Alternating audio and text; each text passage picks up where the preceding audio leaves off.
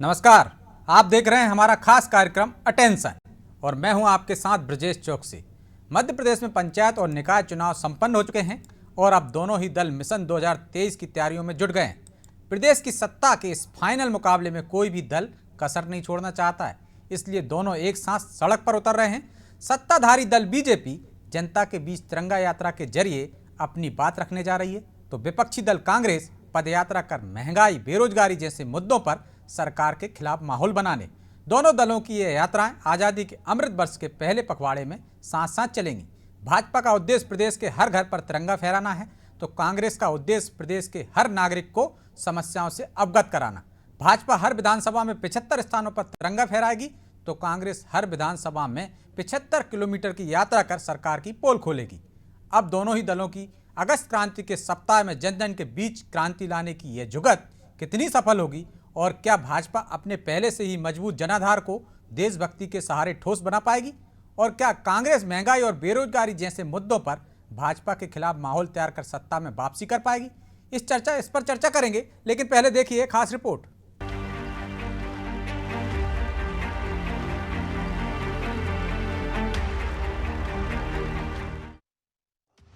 साल 2023 के चुनावी समर में कांग्रेस उतर चुकी है।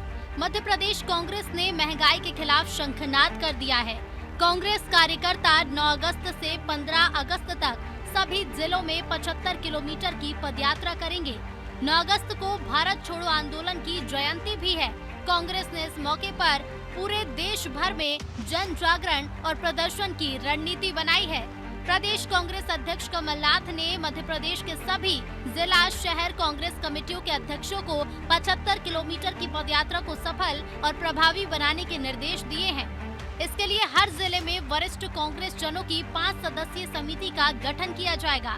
इस पदयात्रा में जिले के पदाधिकारी, ब्लॉक कांग्रेस अध्यक्ष, प्रदेश कांग्रेस पदाधिकारी, सांसद, पूर्व सांसद, विधायक, पूर्व विधायक की भागीदारी सुनिश्चित की जाएगी। पदयात्रा के दौरान केंद्र और प्रदेश की भाजपा सरकार की जन विरोधी नीतियों, वादा खिलाफी, बढ़ती महंगाई, गैस, पेट्रोल, डीजल, जीएसटी में बढ़ोतरी जैसे नारों के पैम्पलेट, बैनर, पोस्टर और झंडे प्रदर्शित किए जाएंगे।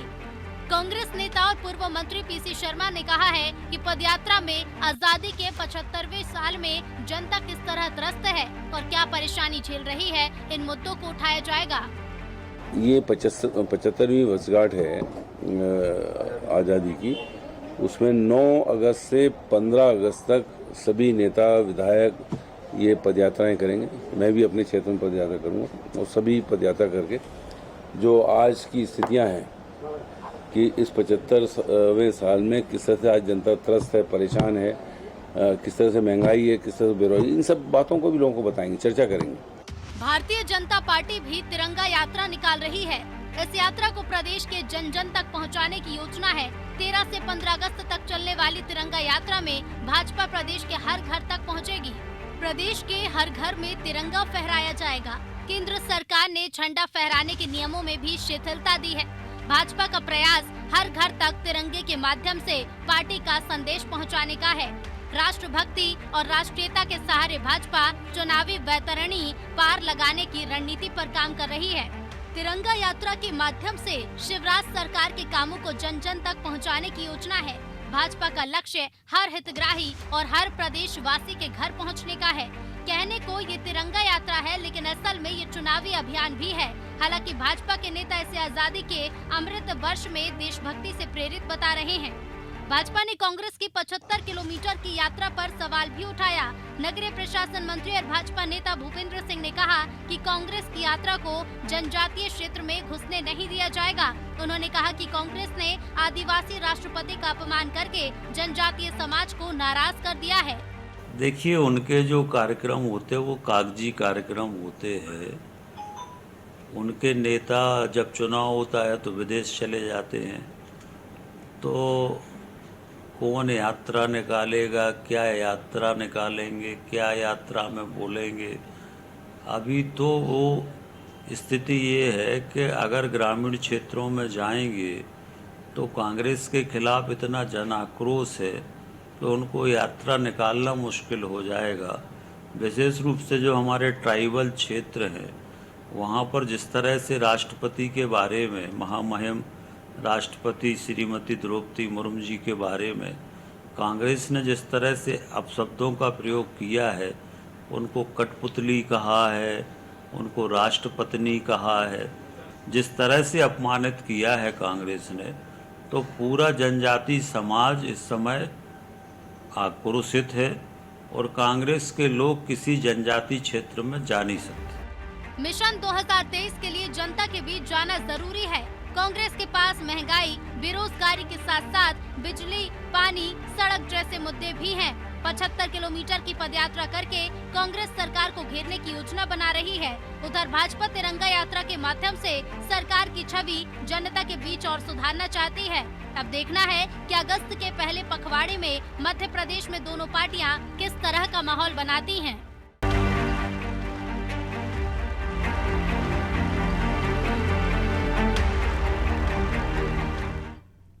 तो सफलता के लिए सफर पर निकल रहे इन दोनों दलों के खाते में कितनी सफलता आएगी, ये समझने के लिए हमारे साथ जुड़ गए हैं आज के मेहमान हैं संजीव श्रीवास्तव और देवदत्त दुबे।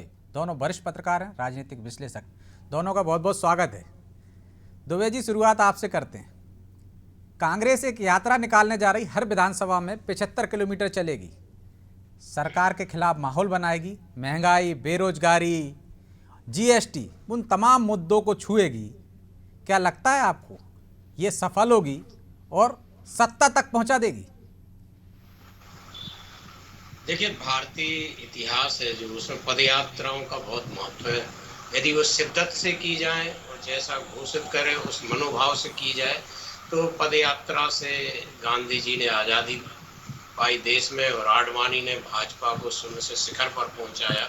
ऐसे अनेकों उदाहरण भरे हुए हैं पदयात्रा के माध्यम से, क्योंकि ये जीवंत जुड़ाव होता है, लोगों को समझने का, सुनने का और अपनी बात कहने का एक अच्छा माध्यम है। लेकिन जितना ये कहना सरल है, व्यवहारिक जीवन में उतना ही कठिन है। और खासकर अब जब आधुनिक पद्धतियां आ गई हैं, लोग सुविधा भोगी हो गए हैं, जब हम थोड़े से दो कदम जाने के लिए वाहन का उपयोग करते हैं, तब ऐसे में किसी पार्टी को इतने समर्पित लोग जुटाना कि जो पैदल चले अपने, और लोगों के पास समय नहीं है, तो जितना ये घोषणा करने में अच्छा लगता है उतना व्यवहारिक जीवन में बहुत कठिन है।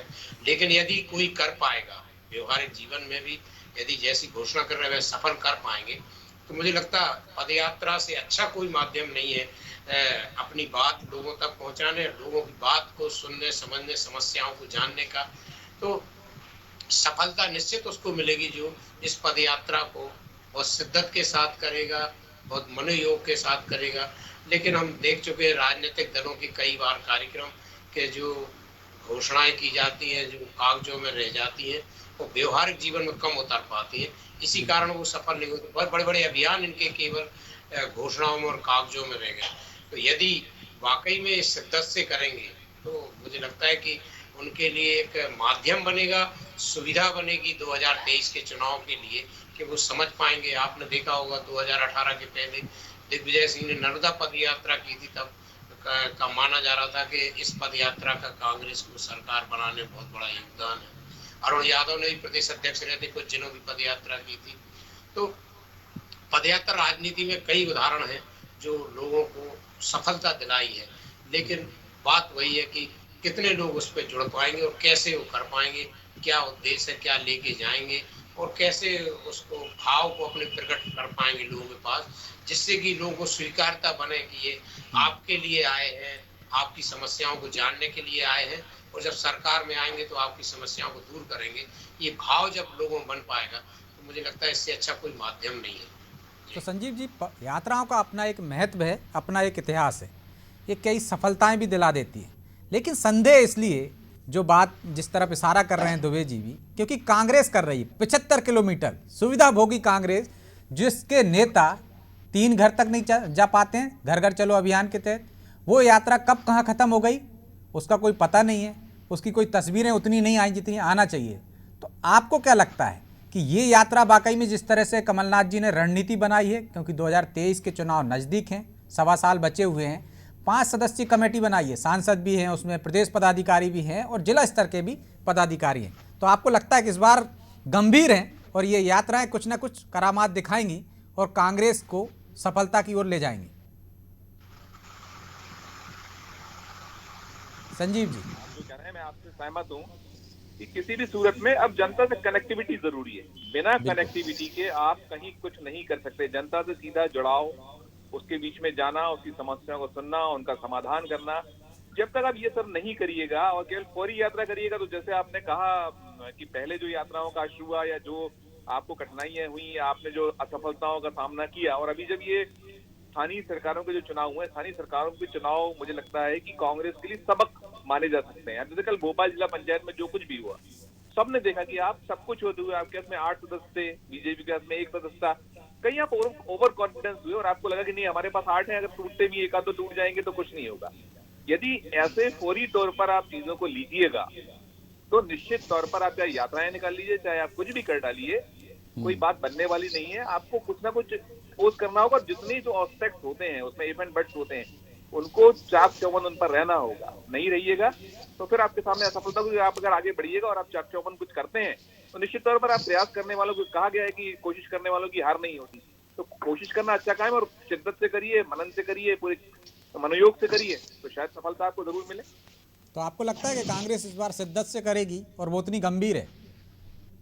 देखिए, गंभीर तो होना पड़ेगा। आपने जो कुछ पहले देखा है, चाहे होना पड़ेगा और होने में अंतर है ना। हम देखते हैं लगातार मात खाने के बाद वो गंभीर नहीं होती, तो क्या लगता है इस बार गंभीर है? नहीं ब्रजेश, इसलिए मैं आपसे कह रहा हूँ कि जो आप भोग चुके हैं 18 किसने जो आपको सत्ता मिली, आपको जब सब कुछ सामने था, आपके पूरी परसी हुई थाली थी, आप उसको खा रहे थे, खाते खाते अचानक आपके हाथों से थाली निकल गई, खींच के कोई ले गया, तो आपकी ये जो टेकन फॉर ग्रांटेड लेने की बात या आप बहुत उसको गंभीरता से नहीं लेने की बात, वो एक आपने भोगा। आप 15 साल में सत्ता में लौटे थे, लौटने के बाद आपके हाथों से सत्ता चली गई। फिर आप दूसरी बार जब ये अभी स्थानीय सरकारों के चुनाव हुए तो अनेक जगहों पर ऐसा हुआ है कि जहां पर आप सब कुछ कर सकते थे, कोशिशें अगर और ज्यादा होती, तो जैसे उज्जैन आप बहुत मार्जिनल हारे, उज्जैन महापौर भी आप जीते तो कहीं ना कहीं आपकी जो बीजेपी का गढ़ है उसमें सेंध लगा पाते तो एक आपका एक और सफलता गिनी जाती। हार गए हैं तो हार के बाद तो आपको सफलता नहीं मानी जाएगी, भले कितने ही वोट से हारे हो जीते हो। तो अब यदि इसके बाद भी यदि आप नहीं करते हैं गंभीरता के साथ में, मनोयोग के साथ में, तो फिर वही हश्र जो अभी होता चला रहा है वैसी हश्र फिर आपका सामने होगा। निश्चित तौर पर ठोकर लगने के बाद दुबे जी सबक ले लेना चाहिए, और सबक तो बीजेपी को भी लेना चाहिए कि जिस तरह से 2018 में उसको ठोकर लगी थी। लेकिन फिर इसके बाद हम देख रहे हैं कि निकाय चुनाव हो, नगरीय निकाय चुनाव हो, वो कुछ सबक लेते दिखी भी, लेकिन नगर निगम के चुनाव में भी वो चूक कर गई जो 2018 में की थी। लेकिन अब वो फिर राष्ट्रवाद, राष्ट्रभक्ति के सहारे 2023 को फतेह करना चाहती है और बाकायदा तिरंगा यात्रा निकाल रही है। तो आपको क्या लगता है कि ये और मजबूत करेगा उसके वोट बैंक को, ठोस बनाएगा? देखिए, भाजपा जिस तरह से एक तो ध्रुवीकरण करती है और दूसरा राष्ट्रीयता की जो बात करती है, उससे जो जुड़ाव था जिन लोगों का वो हो चुका है। अब राष्ट्रीयता को, उसको व्यवहारिक धरातल पर देखना है लोगों को कि आप जो कह रहे हो, जो कर रहे हो, उसका व्यवहारिक धरातल में कितनी उपयोगिता है या उससे लोगों को क्या फायदा हो रहा है। वो तो जो राष्ट्र के प्रति समर्पित लोग हैं, वो तो जनता स्वयं राष्ट्र के लिए समर्पित रहती। जब भी कभी देश पे संकट आया, जनता आगे आई है। तो मुझे लगता है कि भाजपा बहुत सतर्क और सावधान हो गई है 2018 के बाद, क्योंकि उसको उम्मीद ही नहीं थी कि हम सत्ता से बाहर हो जाएंगे। लगातार 15 सालों से सत्ता में थी और ऐसे चली गई सरकार, उसको समझ में नहीं आया। फिर वो बेचैन हुई और एट पकड़ 1.5 साल बाद उसने सरकार बना ली और तब से वो लगातार कहीं बूथ मजबूत और ये सब कर रही है। लेकिन आप दूसरी तरफ कांग्रेस भी देखें, जो 2018 के पहले जब से कमलनाथ प्रदेश अध्यक्ष बन के आए हैं, तब से कांग्रेस भी बूथ पे, मंडलम, सेक्टर उसी पे काम कर रही है। और आप अभी देखेंगे कि भाजपा का इतना भारी भरकम नेतृत्व था, मुख्यमंत्री, प्रदेश अध्यक्ष, केंद्रीय मंत्री, प्रदेश के मंत्री, विधायक, सांसद सब लगे रहे, तब भी कांग्रेस ने अच्छी टक्कर दी। और आप कल्पना करिए कि यदि शासन प्रशासन भाजपा के साथ नहीं होता तो और क्या परिणाम आते। तो ये भाजपा भी समझ रही है कि कांग्रेस सक्रिय, और कांग्रेस, भाजपा तो सतर्क है ही कि कांग्रेस बिना कुछ किए धरे इतनी टक्कर देती है। यदि कांग्रेस एकजुट हो और बूथ पे वो मजबूत हो तो और क्या होगा। तो दोनों दल के लिए पूरी संभावनाएं, ये नगरीय निकाय और पंचायती राज के चुनाव छोड़ गए हैं, दोनों दल के लिए उम्मीदें हैं। यही कारण है कि आप देखो परिणाम अभी आते ही जा रहे हैं और कार्यक्रम बन गए हैं, कोई तिरंगा यात्रा, कोई पद यात्रा, क्योंकि एक साल दोनों दलों के लिए करो या मरो का है। जो ध्रुवीकरण करा देगा, जो बढ़त बना देगा। बहुत सारा मतदाता अपने यहाँ ऐसा है जो जीतने वाले को वोट देता है। आप और हम कई बार चुनाव में सर्वे करते हैं तो वो कहते हैं हम उसको वोट नहीं देंगे, वो तो चुनाव हार रहा, जबकि ये कोई आधार नहीं होता। आप तो व्यक्ति दल चुनो और उसको वोट दो, अच्छा हारे या जीते ये तो बाद में डिसाइड होगा। लेकिन एक माहौल जो बनाया जाता है अपने यहाँ भारतीय राजनीति, वो इसलिए बनाया जाता है कि एक बहुत बड़ा मतदाताओं वर्ग जो जीतने वाले को वोट देना चाहता है। तो ये उसके लिए जरूरी है कि अब दोनों दल अपनी सक्रियता बनाए रखें, और उसी के लिए शायद ये है क्योंकि कांग्रेस एक तरह से प्रतिशोध। लेकिन सवाल वही है ना जो संजीव जी कह रहे हैं दुबे जी, कनेक्टिविटी बनाने की। तो हम देख रहे हैं एक दल का पूरा संगठन है, वो लगातार लोगों के संपर्क में है, सतत संपर्क में है, और एक दल सिर्फ चुनाव के समय जा रहा है। मुद्दे दोनों के पास मजबूत हैं, लेकिन क्या आपको लगता है कि वो उतना सतत तरीके से संपर्क बना पाएगा, लोगों के मन में अपनी बात कह सकता है, उनको अपने मन के अनुसार बदल सकता है, उनका मन बदल सकता है, या सिर्फ वो हितग्राही राष्ट्रवाद के बहाव में बह जाएंगे? देखिए ये तो कांग्रेस को तय करना है कि अभी भी वो हवाई रहना चाहती है या व्यवहारिक धरातल पे वाकई में मेहनत करना चाहती, लोगों से जुड़ना चाहती। वो हमने देखा कि नगरीय निकाय चुनाव बहुत सारे मुद्दे कांग्रेस उठा ही नहीं पाई, ना प्रदेश व्यापी ना स्थानीय स्तर पर। वो इस ओवर कॉन्फिडेंस में रही कि जो हमने बेहतर प्रत्याशी दिए, हमने 10 दिन पहले दे दिए, हमारी प्रत्याशियों ने बढ़त बना ली है, हम तो चुनाव जीत रहे हैं। और जो पान के टपरों चौपालों पे जो चर्चा होती रही, उसी पे वो रही कि हम जीत जाएंगे। और भाजपा ने कई जगह हारी हुई सीटें जीत ली, जैसा भी संजीव जी भोपाल का पंचायत चुनाव का बता रहे थे, ऐसा नगरीय निकाय चुनाव में बहुत जगह हुआ है कि लेकिन हमने हरदा और होशंगाबाद का भी उदाहरण है दुबे जी, जहां बीजेपी के सर्वाधिक सदस्य थे। होशंगाबाद में 3 थे कांग्रेस के, 10 बीजेपी के थे, लेकिन कांग्रेस ने बना लिया वहां जिला पंचायत अध्यक्ष। तो ये दोनों तरफ हुआ है, दोनों तरफ हुआ। और नगरीय निकाय में भी ऐसा हुआ जो जनता का सीधे वोट डालने का चुनाव था कि जहां 4 दिन में स्थितियां बदली। आप देखें उज्जैन में बहुत, वो बुरहानपुर में ओबीसी को ही नहीं संभाल पाए, और इसी तरह और भी सीटें थी जहां लास्ट टाइम पे परिवर्तन हुए, वो भी मैनेजमेंट की दम पे। तो माहौल को मैनेजमेंट से बीजेपी डाइल्यूट कर लेती है। तो ये सब चीजों की तैयारी रखना पड़ेगी। बूथ पे आपके कार्यकर्ता आखिरी दिन कांग्रेस हाँपने लगती है, जो शुरू से थोड़ा सा चली प्रचार में, फिर उसके साधन कम पड़ने लगते हैं, कार्यकर्ता थकने लगते हैं।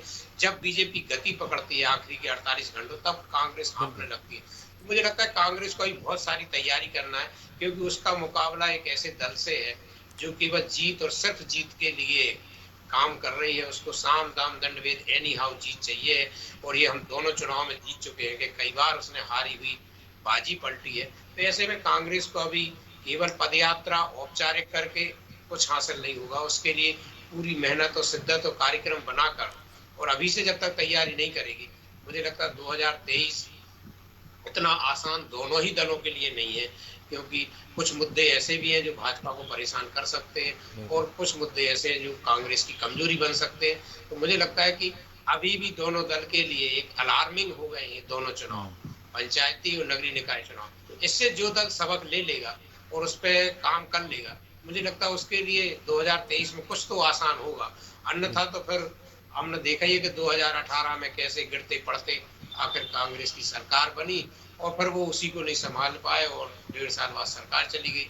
तो अभी इन कार्यकर्ताओं का ही मनोबल कांग्रेस को बढ़ाना जरूरी है, जो 15 वर्षों के बाद सत्ता में लाए थे और फिर 1.5 साल गिरने के बाद निराश हो गए।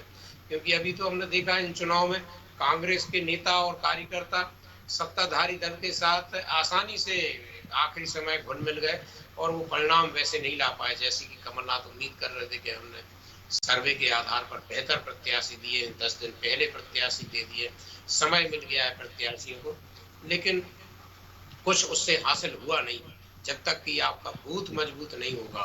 क्योंकि आखिरी समय तो कार्यकर्ता ही वोट डलवाएगा। यदि वो वहाँ आपका मजबूत नहीं है तो कितने ही आप पदयात्रा कर लो, माहौल बना लो, उससे कुछ ज्यादा नहीं होगा। केवल आप एक लगेगा कि हम जीत रहे, और जीतते जीतते हारने की कहानी फिर लिख सकते हैं आप, उसमें कोई वो नहीं है। क्योंकि अब दोनों दलों को ये भी सोचना है कि आप पार्टी ने सिंगरौली में अपना खाता खोल दिया है, और वो तो एक तरह से ऐसा टिड्डी दल है कि एंड टाइम पे आके किसको कहाँ नुकसान कर देगा कुछ कह नहीं सकते। और ओबीसी ने भी जिस तरह से बुरहानपुर में कांग्रेस को हराने लायक वोट कबाड़ लिए हैं, तो ये सब चीजें भी ध्यान में रखना पड़ेगी। जब सब हमारे विरोध में हो तब हम चुनाव जीतने की स्थिति में हो। जब तक ये तैयारी नहीं होगी, मुझे नहीं लगता कि बहुत आसान होंगे चुनाव किसी के भी लिए। जी तो संजीव जी, आसान दोनों के लिए नहीं है, बीजेपी के लिए भी कांग्रेस के लिए भी, क्योंकि बीजेपी के पास अच्छा संगठन है और कांग्रेस वहाँ मात खा जाती है, जो कि दुबे जी भी कह रहे हैं कि बूथ को मजबूत करना होगा। आपने यात्रा निकाल दी, आपने माहौल बनाने का प्रयास किया, लेकिन वोटर को मतदान केंद्र तक ले जाने का काम भी आपका होना चाहिए। तो आपको लगता है कि जो अति भ्रम में तो एक तरह से बीजेपी भी है, अति आत्मविश्वास भी कह सकते हो आपको। आपने अभी सुन ही रहे थे नगरीय प्रशासन मंत्री भूपेंद्र सिंह को कि कांग्रेस कागजों में कार्यक्रम बनाती है। शायद यही बीजेपी की एक वजह है कि वो उतनी मजबूती से मैदान में नहीं उतर रही है आजकल। उसको लगता है कांग्रेस कागजों में अभी अभियान बना लेती है, रणनीति बना लेती है, लेकिन धरातल पे कहीं नहीं है, उसके लोग कहीं पहुंच नहीं पाएंगे। जहां जाएंगे वहां विरोध होगा। निश्चित तौर पर भाजपा का ये चेहरा सामने आया है कि बीजेपी ने ये चुनाव रहे हैं, इसमें जो बहुत गंभीरता से उसको भी कहीं ना कहीं कमी उसमें नजर आई कि कई जगहों पर उसको ओवर कॉन्फिडेंस में वो नजर आई कि उसको लगा कि नहीं हमारा कैंडिडेट ये चल जाएगा, हमारे पास मुद्दे ऐसे हैं, कांग्रेस कमजोर है। तो जिस तरीके से आपने कुछ जगहों पर वैक्यूम छोड़ा, एक जगह छोड़ दी, वो जगह आपको मुश्किल पैदा कर गई और आपको कठिनाई हुई और आप चुनाव हारे नहीं। आपने प्रयोग जो किए थे, जो स्थानीय सरकारों की आप बात करते हैं, महापौर के टिकट को लेकर कुछ प्रयोग हुए, वो प्रयोग असफल हो गए बीजेपी के। और भी जो चाहे वो बूथ की बात होगी, हर बूथ पर उनका कार्यकर्ता होगा और बूथ मजबूत किए जाएंगे और तमाम उनके जो दावे थे, तो वो भी नजर आए कि वो उस तरीके से जो जितने दावे हुए तो उन दावों पर पार्टी खड़ी नहीं उतर पाई और उसका खामियाजा, उसकी मुश्किलें उसको बीजेपी को सहना पड़ी। जैसा कांग्रेस में यह बता रहे थे कि भोपाल में हुआ, ऐसा कई जगह वही हुआ है जहां जिसने थोड़ी सी अपनी मजबूती को नहीं दर्शाया, ज्यादा सतर्कता नहीं बरती, वह कच्चा खाना पड़ा। आप देखिए दमोह में यदि आप जयंत मलैया और उनके बेटे को जिस तरीके से माइनस किया गया, परिणाम आपके प्रतिकूल है, आपके अनुकूल नहीं आ पाए। तो ये तो अभी शुरुआत है। यहाँ पर 2023 के चुनाव होंगे विधानसभा के, उन चुनावों में ये सारे मैटर बहुत मैटर करेंगे। ये इनको लेकर यदि आप इस तरह की चूकें रही, इस तरह की कठिनाई रही, डैमेज को कंट्रोल नहीं कर पाए, तो बहुत सारा खामियाजा बीजेपी को भुगतना पड़ेगा मुझे। और जो दुबे जी कह रहे हैं टिड्डी दल आ रहा है, तो टिड्डी दल तो किसी की खेत को देखता नहीं है कि ये मेरा है, ये तेरा है, वो तो किसी के खेत को ही उजाड़ देता है। तो कांग्रेस का भी उजाड़ सकता है, बीजेपी का भी उजाड़ सकता है। तो सतर्कता दोनों को बरतना चाहिए कि कहीं उसके खेत पे ना जाके हमला बोल दे। बिल्कुल बिल्कुल, सिंगरौली का उदाहरण है। सिंगरौली में आपको बहुत ऐसा लिया था, बीजेपी को लगा था कि आप क्या कर पाएगी। यहाँ पर आ रही थी रिपोर्ट लगातार थी कि सिंगरौली में चमत्कार कर सकती है आप पार्टी, आपने उस पर ध्यान नहीं दिया। फिर आपने जो हिंदू मुस्लिम वाला जो एक पूरा का पूरा माहौल देश भर में बना है, मध्य प्रदेश में भी उससे अछूता नहीं है। खरगोन को आपने कहीं ना कहीं बहुत इस तरीके से आका गया, तो आप खरगोन में आपको कठिनाई हुई। फिर आप खंडवा में जाइए तो खंडवा में कांग्रेस को उसका खामियाजा भुगतना पड़ा। ओबीसी की जो महापौर पद की जो प्रत्याशी थी, उन्होंने 10,500 वोट हासिल किए और कांग्रेस बहुत मामूली अंतरों से वहां हार गई। तो बीजेपी का भी वो, यदि वो वहां ओबीसी की पार्टी नहीं होती तो वो नुकसान बड़ा बीजेपी को होता। तो ओवरऑल चाहे वो कांग्रेस हो चाहे बीजेपी हो, मतदाता को जहां जो दिख रहा है, नजर आ रहा है। और आप एक और गौर करिएगा, हम जब से ये सिंगरौली का नतीजा है उसके बाद से आपका उत्साह एक अलग नजर आ रहा है। उसने अपना कैंपेनिंग शुरू कर दिया है। अभी बीजेपी और कांग्रेस की तैयारियों में, बीजेपी 365 दिन करती है, अपनी कैंपेनिंग में लगी रहती है, चुनाव की तैयारियों में जुटी रहती है। लेकिन आपने एक मध्य प्रदेश में से नजर आया है कि हमने एक सफलता पाई है, हमें कई पार्षदों के पद मिले हैं। इट मीन्स कि यहाँ वोटर को एक अच्छा विकल्प चाहिए, उस विकल्प को बनने के लिए वो अपनी तैयारियों में जुटी है। आप देखिए कि आज अखबार लगातार रंगे जा रहे हैं। आप पार्टी के जो काम हो रहा है, जब वो दिल्ली से निकल के पंजाब पहुंची, पंजाब में उसने एक जबरदस्त सफलता पाई, सब जितने गणित थे सबको फेल वैसे किया। भी कहा भी जाता है कि दुश्मन हो या प्रतिद्वंदी हो, उसको कमजोर नहीं समझना चाहिए, और तब तो और ज्यादा सतर्क हो जाना चाहिए जब कोई टिड्डी दल जैसा दल आ जाए। हो सकता है वो आपकी फसल उजाड़ जाए या आपके विरोधियों की उजाड़ जाए, लेकिन नुकसान दोनों को है। तो सतर्कता दोनों को बरतने की जरूरत है। बहरहाल अब समय इजाजत नहीं देता, इसलिए चर्चा को यहीं विराम देंगे। आप दोनों मेहमानों का बहुत बहुत धन्यवाद। तो सफल पर तो दोनों निकले हैं। इस सफ़र पर निकलने के बाद सफलता किसको मिलेगी, ये तो उसकी मेहनत और उसकी लगन और शिद्दत पर निर्भर करेगा कि वो कितनी तेज़ी से दौड़ रहा है। अपने प्रतिद्वंदी से तेज़ रफ्तार में आगे बढ़ोगे, उससे बेहतर अपनी बात रखोगे, जनता का मन टटोलोगे और जनता के मन मुताबिक यदि उसके मन में बस गए आप, तो आपकी सफलता तय है।